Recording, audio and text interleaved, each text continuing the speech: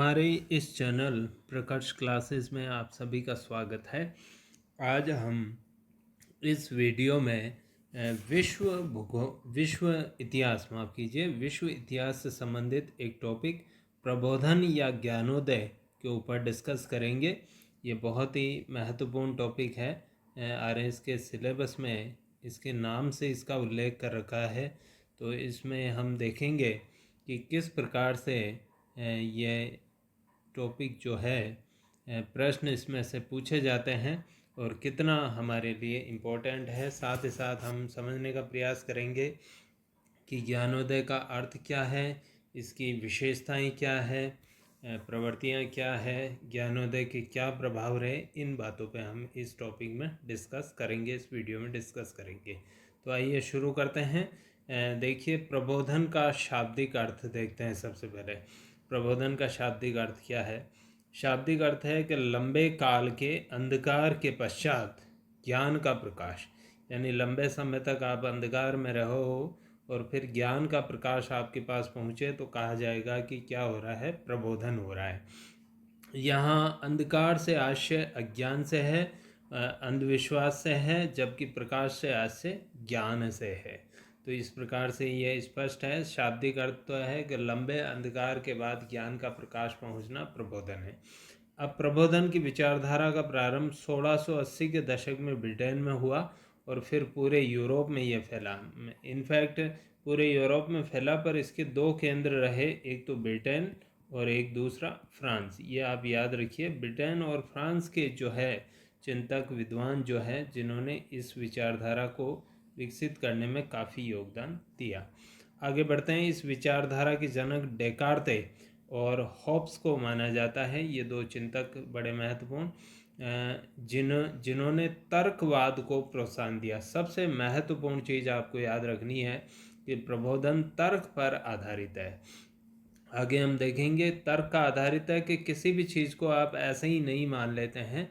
तर्क के आधार पर उसका कारण और परिणाम आप जो है व्याख्या करते हैं, कारण और परिणाम की, और उसके बाद आप संतुष्ट होते हैं। यह है तर्कवाद। लेकिन व्यावहारिक रूप से इस विचारधारा के जनक न्यूटन और लॉक को माना जाता है।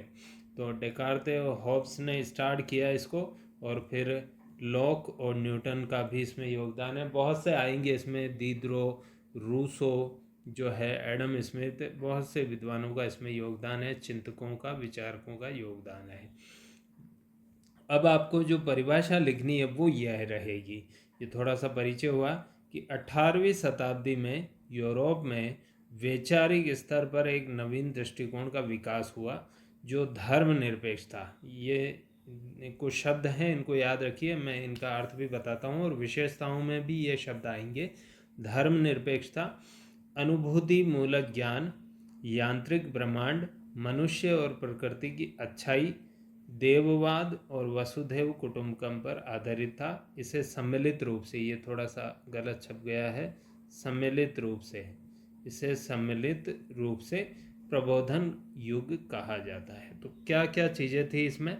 इसमें था धर्मनिरपेक्ष था, अनुभूति मूलक ज्ञान था, यांत्रिक ब्रह्मांड, मनुष्य और प्रकृति की अच्छाई, देववाद और वसुधैव कुटुंबकम। ये सारे शब्द अभी हम विशेषताएं जब इसकी देखेंगे तो इसमें डिस्कस करेंगे। इन चीज़ों पर आधारित ये था। यांत्रिक ब्रह्मांड क्या होता है, मनुष्य और प्रकृति की अच्छाई क्या है, देववाद क्या है, और धर्मनिरपेक्षता और तर्कवाद या अनुभूति मूलक ज्ञान क्या है।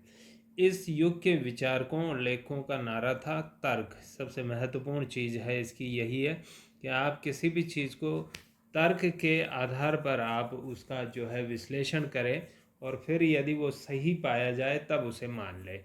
यह है। जबकि मध्यकालीन जो ईसाई धर्म की पुस्तकें थी उसमें कई ऐसी चीज़ें लिखी गई थी जो तर्क के आधार पर खरी नहीं उतरती थी। लेकिन ईसाई धर्म के जो पादरी थे उन पुस्तकों के आधार पर अपने आप को श्रेष्ठ साबित करने का दम भरते थे। तो उनके खिलाफ एक प्रकार से ये विद्रोह था। सहिष्णुता यानी टॉलरेंस, जिसमें कि दूसरे की बातों को भी बराबर महत्व दिया जाता है, और मानवता। यानी मनुष्य की भलाई के लिए किए जाने वाले कार्य। प्रबोधन काल में विज्ञान और तर्क को बढ़ावा देने के कारण सर्वसाधारण के विचार और दृष्टिकोण में इतना व्यापक परिवर्तन आया कि इसे बौद्धिक क्रांति की भी संज्ञा दी गई है। तो बौद्धिक क्रांति भी इसको कहा गया है क्योंकि तर्क और विज्ञान को बढ़ावा मिला और आम जनमानस के विचारों में परिवर्तन आया। अब आम जनमानस उन बातों को सही नहीं मानता था जो धार्मिक पुस्तकों में, ईसाई धार्मिक पुस्तकों में लिखी हुई थी, बल्कि वो तर्क विज्ञान की कसौटी पर उन बातों को कसता और देखता कि क्या ये सही हैं। यदि सही हैं तो उनको मानता, अन्यथा उनको खारिज कर देता था। तो प्रबोधन का आधार कैसे, प्रबोधन हुआ कैसे, किस प्रकार से ये वैचारिक परिवर्तन यूरोप में दृष्टिगत हुआ, उसके कुछ कारण थे। एक तो था पुनर्जागरण जो आंदोलन हुआ, धर्म सुधार आंदोलन जो हुआ, वो वाणिज्यिक क्रांति हुई, व्यापार वाणिज्य में जोरदार विकास हुआ। यूरोप में मध्यकाल में बहुत सी वैज्ञानिक खोजें की गई और राष्ट्रीय राज्यों के राष्ट्रवाद का जो उदय हुआ मध्यकाल के बाद यूरोप में, इन सब कारणों से जो है ये प्रबोधन की पृष्ठभूमि या आधारभूमि तैयार हुई। उपर्युक्त आधारों ने यूरोपीय जनता की मानसिकता में आधारभूत परिवर्तन ला दिया। उसे उनके सोचने का तरीका बदल गया। अब वे किसी विचार को तर्क व बुद्धि की कसौटी पर कसकर देखने लगे और इसी तर्क और बुद्धि का प्रयोग चिंतकों, लेखकों, विचारकों ने किया है। तो जैसा कि मैंने पहले बताया कि किसी भी चीज़ को आप यूं ही नहीं मान लेंगे क्योंकि वो ईसाई धर्म की पुस्तकों में लिखा है, नहीं, आप उसको तर्क और बुद्धि और विज्ञान की कसौटी पर परखेंगे। यदि वो सही लगे तो ही उसको आप अपनाएंगे। वैज्ञानिक खोजों ने यूरोप में अनेक वैज्ञानिक सोसाइटी स्थापित की गई। वैज्ञानिक जो है समितियां स्थापित होने लगी थी यूरोप में और इन वैज्ञानिक समितियों ने तर्कवाद को बढ़ावा देकर समस्याओं का समाधान तार्किक और प्रयोगों के आधार पर, एक्सपेरिमेंट के आधार पर करने के लिए प्रोत्साहित किया। तो कुल मिला के सीधी सादी बात यह है, पूरा यदि हम इसको देखें तो ये वैचारिक स्तर पर परिवर्तन है यूरोप के आम लोगों में। और इस परिवर्तन में क्या हो रहा है कि ईसाई धर्म की जो धार्मिक पुस्तकें हैं उनमें जो बातें लिखी गई है उनको वो जो है एज इट इज़ नहीं मानते हैं, बल्कि वो उसको तर्क, बुद्धि, विज्ञान, प्रयोग इनके ऊपर कसते हैं और यदि वो सही पाया जाता है तो ही उसको अपनाते हैं, अन्यथा उसको खारिज कर देते हैं। इसमें विभिन्न चीज़ों ने जो योगदान दिया, जिसमें खास तौर से आपका पुनर्जागरण, धर्म सुधार, वाणिज्यिक क्रांति, नई नई जो वैज्ञानिक खोजें हुई यूरोप में, राष्ट्रवाद का जो उदय हुआ, इन सारी चीज़ों ने उसमें प्रोत्साहन दिया और अनेक ऐसे बुद्धिजीवी, लेखक, विचारक आए जिन्होंने इस चीज़ को प्रेरित किया, प्रोत्साहित किया अपने लेखों से, अपनी पुस्तकों से। आगे देखिए, हम जब इनकी विशेषताएं देखेंगे तो और ज़्यादा क्लियर हो जाएगा कि क्या प्रवृत्तियां या विशेषताएं थी। तो देखिए, सभी विचारकों ने, जितने भी ये विचारक थे, चाहे हॉब्स हो, लॉक हो, जो भी ये विचारक थे, उन्होंने विश्व के मशीनीकृत स्वरूप को स्वीकार किया। अब ये ऊपर विशेषता आई है, अब ये सारी आ जाएगी इसमें, यांत्रिक ब्रह्मांड और ये सारी अच्छाई, देववाद, ये सारी जो हैं, उसमें से एक आया मशीनीकृत या यांत्रिक स्वरूप विश्व का। इसका मतलब क्या है कि इसमें विश्व का संचालन प्रकृति के नियमों के अधीन होता है। इसका मतलब यह हुआ, आगे देखिए, कि एक बार प्रकृति का निर्माण कोई अज्ञात सत्ता यानी ईश्वर कर देता है, एक बार निर्माण कर देता है। ये बिल्कुल ठीक वैसे ही है जैसे घड़ी साज जो है, घड़ी का निर्माण एक बार कर देता है, लेकिन उसके बाद घड़ी में जो है समय का बताना, घड़ी का खुद का कार्य, इट्स ओन वर्क। तो इस प्रकार देखिए, एक बार निर्माण कर देता है, लेकिन निर्माण के बाद वह अज्ञात सत्ता इसको संचालित नहीं करती, बल्कि संचालन प्रकृति के नियमों के अनुसार होता है जो शाश्वत और अपरिवर्तनीय है। अतः मानव की भलाई इसी में है कि इन नियमों का अपने कार्यों में पालन करे, न कि उल्लंघन करे। तो कुल मिला के यांत्रिक ब्रह्मांड या मशीनीकृत स्वरूप का अर्थ क्या है कि एक अज्ञात सत्ता ने विश्व का निर्माण एक बार कर दिया। अब इसके बाद इसका संचालन प्रकृति के नियमों के अनुसार अपने आप होता है। वो जो अज्ञात सत्ता या ईश्वर है वो इसके नियमों, इसके संचालन में हस्तक्षेप नहीं करता है। और मनुष्य का भी ये फ़र्ज़ है, यहाँ ये लिखा है कि मनुष्य का ये फ़र्ज़ है कि प्रकृति के जो नियम हैं उनका पालन करें, इनका उल्लंघन न करें, और यदि उल्लंघन किया तो फिर उसके भयंकर परिणाम भुगतने पड़ेंगे। ये चेतावनी मानव की भलाई के लिए है, जैसे उल्लंघन का परिणाम आज का पर्यावरण प्रदूषण है। ये पर्यावरण प्रदूषण की समस्या इसीलिए है क्योंकि हमने प्रकृति के नियमों का उल्लंघन किया है। हमने उद्योग लगाते समय ये नहीं देखा कि उद्योगों के कारण जो प्रदूषण होगा उससे प्रकृति पर कितना कुप्रभाव पड़ेगा, और आज हम इसकी समस्याएं देख रहे हैं। दूसरा इसमें यह है, यांत्रिक ब्रह्मांड का जो ये कंसेप्ट है, इसमें यह है कि मध्यम वर्ग ने यांत्रिक दृष्टिकोण का उपयोग अपने पक्ष में करते हुए घोषित किया कि जब प्रकृति के मामले में ईश्वर का हस्तक्षेप नहीं है तो फिर राजनीतिक, आर्थिक, सामाजिक संस्थाओं में चर्च, राजतंत्र, कुलीन तंत्र का हस्तक्षेप नहीं होना चाहिए। ये भी बड़ी महत्वपूर्ण चीज़ है। इन्होंने जो है मध्यम वर्ग के जो ये लोग थे, ज़्यादातर मध्यम वर्ग का ही ये आंदोलन कहा जाएगा प्रबोधन काल, क्योंकि जितने भी लेखक विचारक थे वो सब मध्यम वर्ग के थे, और मध्यम वर्ग के लोगों को इसने बड़ा प्रभावित किया। तो यह है कि इसकी कमी भी है कि अन्य वर्गों को नहीं प्रभावित कर पाया, पर खैर जो भी है, मध्यम वर्ग ने कहा कि इस यांत्रिक दृष्टिकोण का उपयोग देखिए अपने जीवन में किया, और उन्होंने कहा कि जब भाई ईश्वर ही एक बार विश्व का निर्माण करके फिर अदृश्य हो जाता है, वो इसमें हस्तक्षेप नहीं करता इसके संचालन में, तो फिर ये चर्च कौन होता है, ये राजतंत्र कौन होता है, ये कुलीन तंत्र कौन होता है जो इनके जो है सामाजिक आर्थिक चीज़ों में हस्तक्षेप करता है। इसका मतलब है यहाँ पर कुल मिला के इस मध्यम वर्ग ने स्वतंत्रता की मांग की, आर्थिक, सामाजिक, राजनीतिक मामलों में अधिक स्वतंत्रता मिले।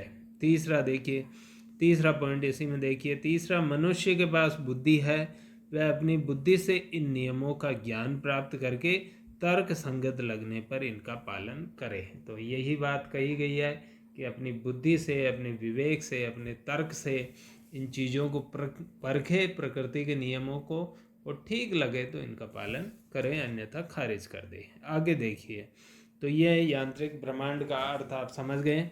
दूसरा देखिए पॉइंट, चिंतकों ने ज्ञान को विज्ञान के साथ जोड़ा। अब नॉलेज और साइंस दोनों को जोड़ा गया है, और उसका क्या परिणाम होता है जो देखिए, जोड़कर पर्यवेक्षण यानी ऑब्जर्व करना, देखते रहना किसी चीज़ को, प्रयोग यानी एक्सपेरिमेंट करना, आलोचनात्मक छानबीन करना यानी क्रिटिकल इन्वेस्टिगेशन करना, ये सारी प्रणाली का उपयोग किया।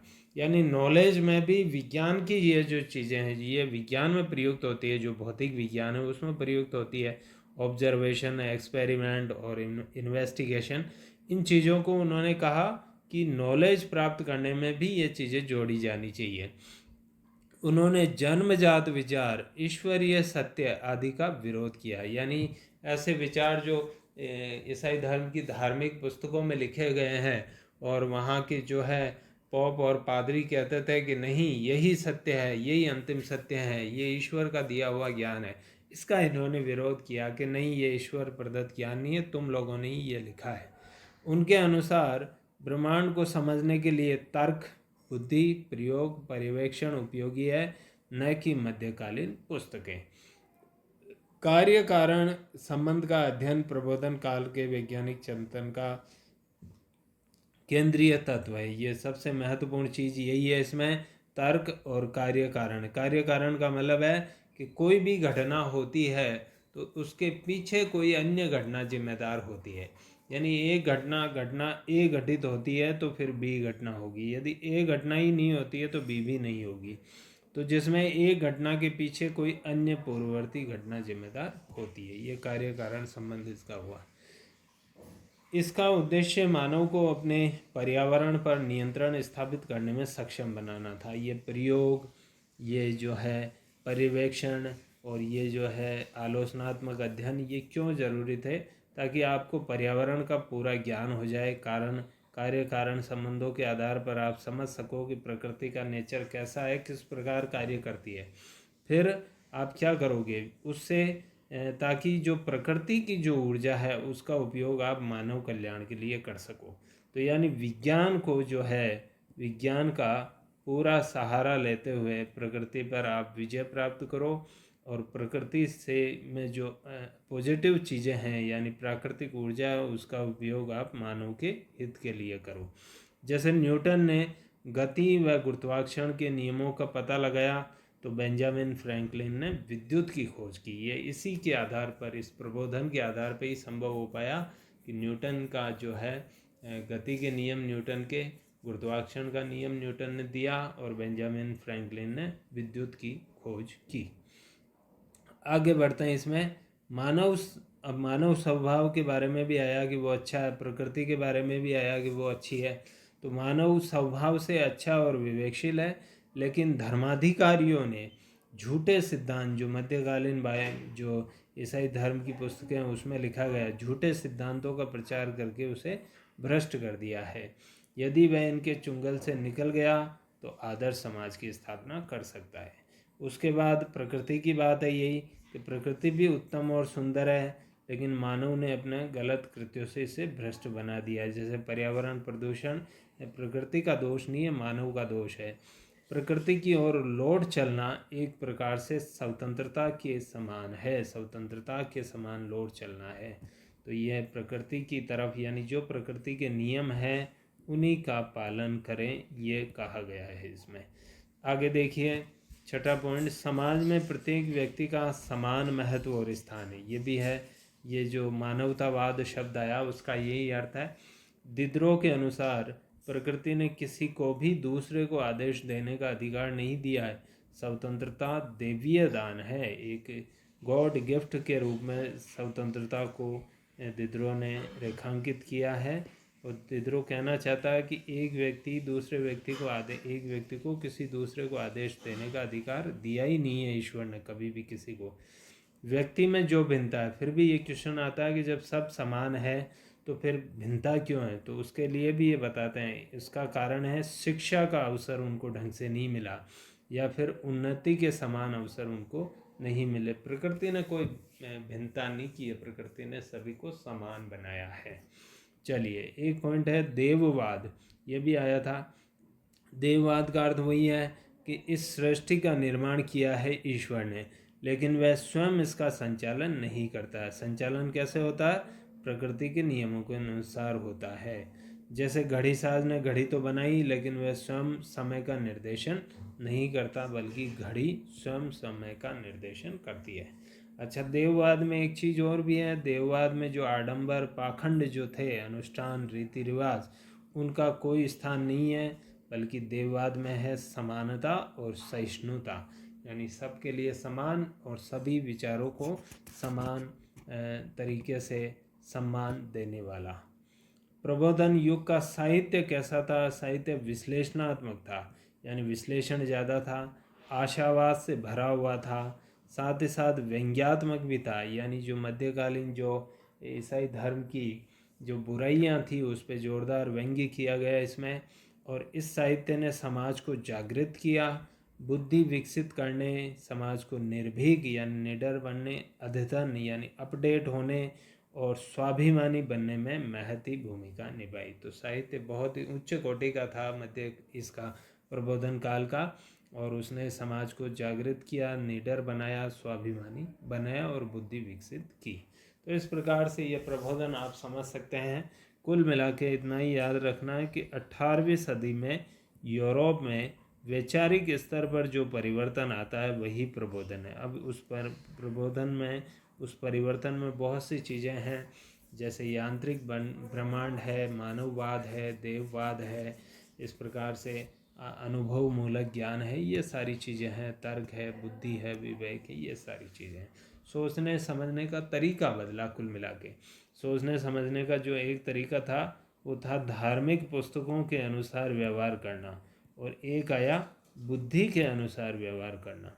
तो ये बुद्धि के अनुसार व्यवहार करना ही प्रबोधन है, जबकि धार्मिक पुस्तकों के अनुसार व्यवहार करना अंधकार था। अब पुनर्जागरण ने भी इसमें बहुत ही महत्वपूर्ण भूमिका निभाई प्रबोधन में। तो पुनर्जागरण और प्रबोधन एक ही है क्या? या इनमें कुछ अंतर है, ये भी प्रश्न पूछा जा सकता है।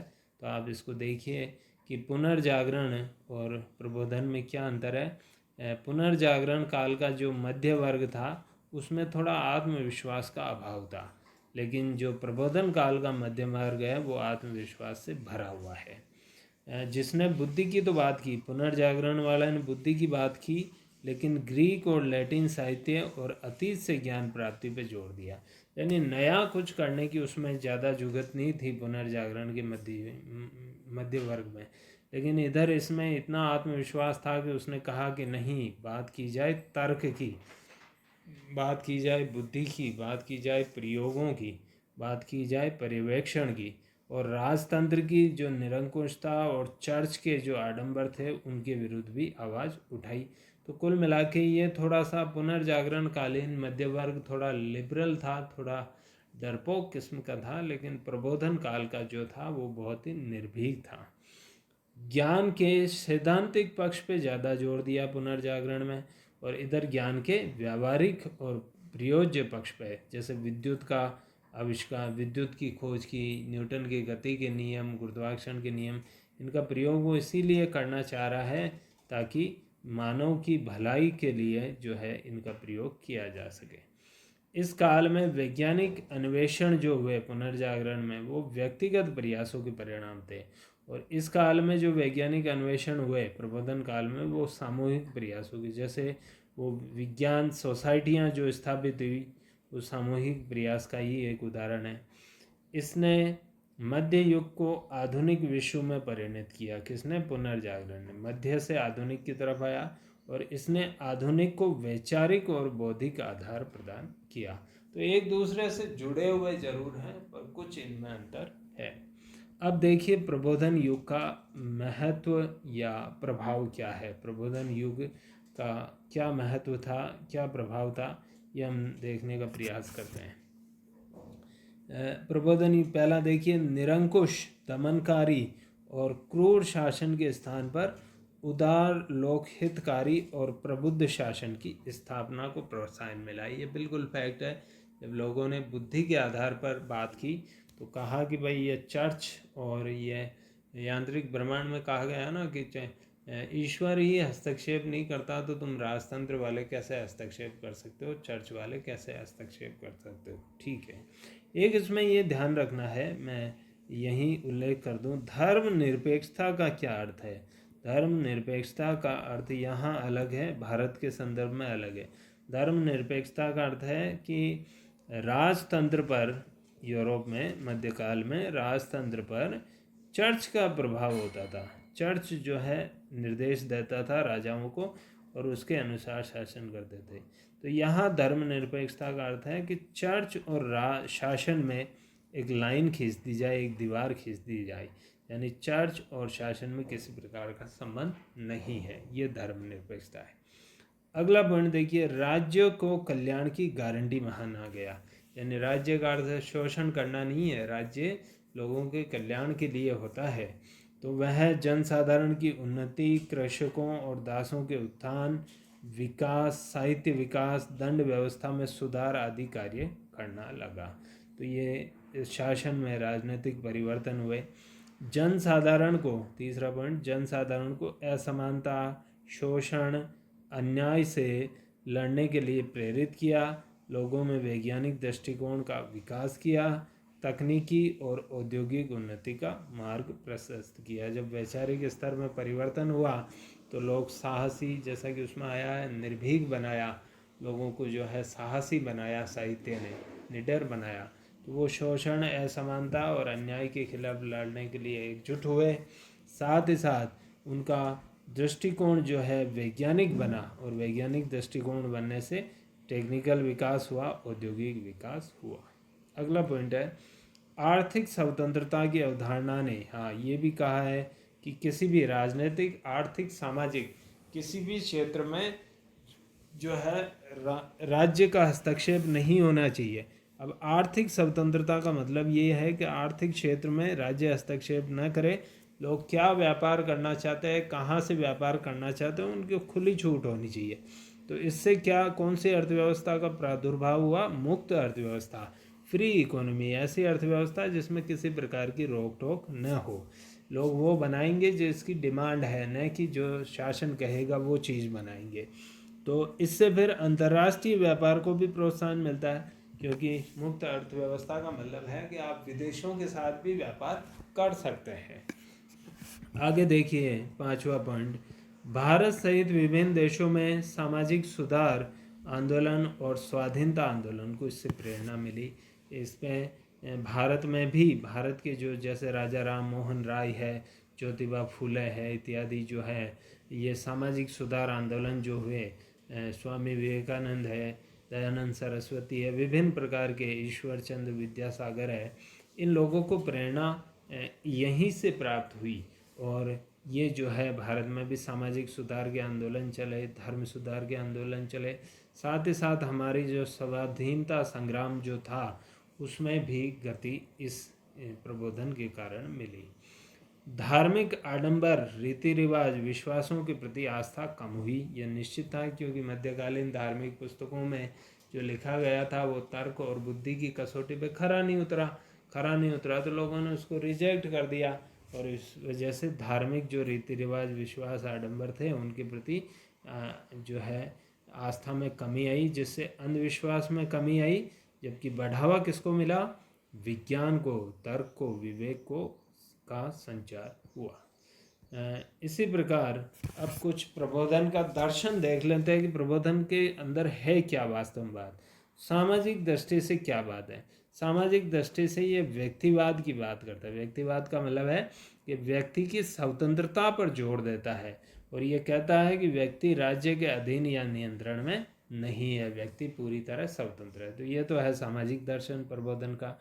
आर्थिक दर्शन, जैसा कि पहले आया, आर्थिक स्वतंत्रता पर जोर देता है, जिसके कारण मुक्त अर्थव्यवस्था, फ्री इकोनॉमी बनती है और अंतर्राष्ट्रीय व्यापार को प्रोत्साहन मिलता है। अंतर्राष्ट्रीय व्यापार होने से सभी देशों को लाभ मिलेगा, ऐसा नहीं है कि एक देश को ही लाभ मिलेगा, सभी को लाभ होगा। राजनैतिक दर्शन की बात करें तो राजनैतिक दर्शन में देखो, लोक ने मनुष्य के प्राकृतिक अधिकार, जीवन, स्वतंत्रता, संपत्ति के अधिकार का पक्ष लिया, यानी व्यक्ति को स्वतंत्रता होनी चाहिए, जीवन की स्वतंत्रता हो, उसके जीवन पर उसका पूरा अधिकार हो, यह नहीं कि कभी भी उसको मृत्युदंड दे दिया जाए किसी भी छोटे से अपराध के लिए, उसको संपत्ति प्राप्त करने का भी अधिकार होना चाहिए। मोंटेस्क्यू जो फ्रांस का विद्वान था, उसने शक्ति पृथक्करण का पक्ष लिया। शक्ति पृथक्करण का मतलब है कि शक्ति 3 जगह, व्यवस्थापिका, कार्यपालिका और न्यायपालिका में विभक्त हो। ये शक्ति पृथक्करण मोंटेस्क्यू की देन है। रूसो ने बताया कि संप्रभुता किसमें निहित है? जनता में है, यानी जो अधिकार है वास्तव में वो कहाँ से प्राप्त हो रहा है? सत्ता को जनता से प्राप्त हो रहा है। इस काल में सीमित या संवैधानिक राजतंत्र का पक्ष लिया गया। ये भी उल्लेखनीय है कि पूरी तरह लोकतंत्र नहीं आया, लेकिन राजतंत्र आया, लेकिन राजतंत्र सीमित हो, असीमित या निरंकुश या क्रूर राजतंत्र न हो। और वो राजतंत्र भी किसके अनुसार चले? संविधान के अनुसार चले। तो पर आगे जाके फिर संवैधानिक लोकतंत्र की इससे नींव पड़ी। अब हम देख लेते हैं इस प्रबोधन की कुछ सीमाएं या कमियां क्या क्या थी प्रबोधन की। जैसा कि एक कमी हमने अभी कुछ देर पहले देखी, ये जो अधिकतर चिंतक जो थे, विद्वान थे, ये सब के सब मध्य वर्गीय थे, मिडिल क्लास के लोग थे, और इनकी चिंता का विषय भी मध्य वर्ग के हित ही थे। इसलिए इन्होंने क्या किया कि कानून निर्माण और विधि का शासन में मध्य वर्ग का उचित वर्चस्व स्थापित करने के ये पक्षधर थे। ये देश, ये हर जगह आपको मिलेगा, चाहे भारत का स्वाधीनता आंदोलन हो, वहाँ भी देखने को मिलेगा कि मध्य वर्ग ने जो है अपने हितों के लिए भी कुछ न कुछ इसमें योगदान दिया, ताकि उनके हितों की भी पूर्ति हो जाए और जो है जो प्रमुख उद्देश्य है वो भी प्राप्त हो जाए। तो इसलिए लिखा गया है, थोड़ी सी ये आलोचना है, हो सकता है इसमें ये कमी हो, पर कुल मिला के जो जनरल उद्देश्य था वो सबसे महत्वपूर्ण था। दूसरी चीज़, प्रबोधन ने विज्ञान को उन्नति व प्रसन्नता का आधार बनाया। उन्होंने हर चीज़ में विज्ञान को जोड़ा, लेकिन विज्ञान का ज़्यादा विकास होने से क्या होता है? विज्ञान का ज़्यादा विकास होने से हिंसा, असमानता और सबसे बड़ी जो खराब चीज़ है वह है विध्वंसक हथियारों का बनना। आज हम देख रहे हैं परमाणु बम जो है कि विभिन्न प्रकार के विध्वंसक हथियार बन रहे हैं। और आज के समय में जो ये कोरोना एक बीमारी फैल रही है, ये भी कहीं न कहीं विज्ञान की ही देन है। विज्ञान के कारण ही ऐसा कहा जाता है कि जो कोरोना का जो वायरस है उसको मैनिपुलेट किया गया, उसमें जो है उसको संशोधित किया गया, इसीलिए ये ज़्यादा खतरनाक बना।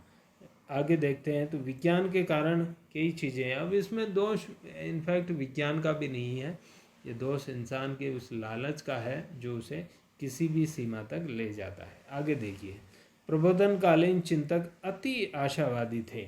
ये एक क्रिटिसाइज़ किया कि उन्होंने बहुत ज़्यादा आशा लगा ली। उनको यूटोपियन चिंतक कहा जाता है। यूटोपिया जो है मूर की एक संरचना पुस्तक है जिसमें आदर्श राज्य की कल्पना की गई है। ऐसा राज्य जिसमें कुछ भी गलत नहीं है, किसी भी प्रकार का अन्याय, अत्याचार, शोषण नहीं है, ऐसे राज्य की कल्पना की गई है।